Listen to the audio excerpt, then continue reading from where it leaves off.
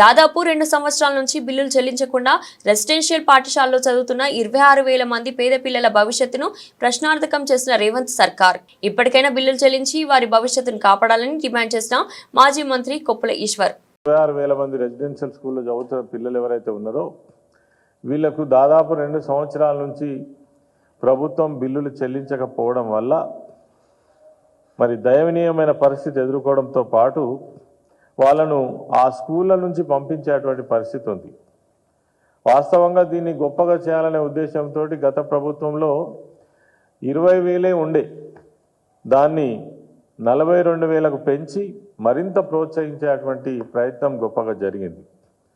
తర్వాత దీనికి బడ్జెట్స్ కూడా ఎక్కడ లోటు లేకుండా ప్రతి సంవత్సరం ప్రభుత్వంలో బడ్జెట్ 100 కోట్ల రూపాయల నిధులు వెచ్చించి మరి 80 కోట్ల రూపాయలేమో రెసిడెన్షియల్ స్కూల్లో చదివే పిల్లలకు, 20 కోట్ల రూపాయలేమో డే స్కాలర్గా చదివేటువంటి పిల్లలకు ఎప్పటికప్పుడు ఏ రకమైనటువంటి ఇబ్బంది లేకుండా మరి ఆ యాజమాన్యాలకు బిల్లులు కట్టించడం వల్ల వాళ్ళు రెసిడెన్షియల్ స్కూల్లో పిల్లలకు మంచి అన్ని వసతులు ఇచ్చి విద్య అందించేటువంటి అవకాశం ఉండే. కానీ ఇప్పుడు 2 సంవత్సరాల నుంచి 200 కోట్ల పైచీలకు నిధులు ఒక్క పైసా కూడా మరి రిలీజ్ చేయడం లేదు.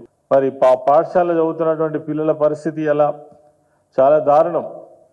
మీ పుస్తకాలు మీరే కొనుకొచ్చుకోండి, మీ బట్టలు మీరే తెచ్చుకోండి, మళ్ళీ ఒకవేళ ప్రభుత్వం కనుక డబ్బులు ఇస్తే మీకు ఇస్తాం అని కొన్ని పాఠశాలలు అయితే దాదాపు విద్యార్థులను బయటికి పంపించేసారు.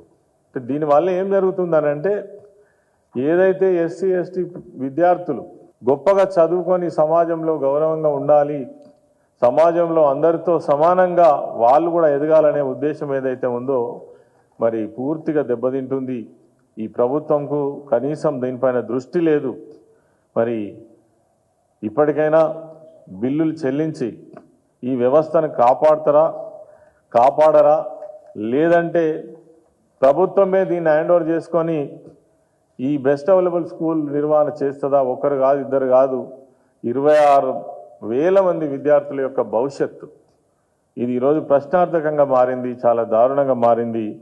తక్షణమే దీనిపైన ప్రభుత్వం దృష్టి సాధించి మరి వీళ్ళ బిల్లులు రిలీజ్ చేసి ఆ పిల్లలకు రక్షణ కల్పించి వాళ్ళ భవిష్యత్తును కాపాడాలని కోరుతా ఉన్నాం.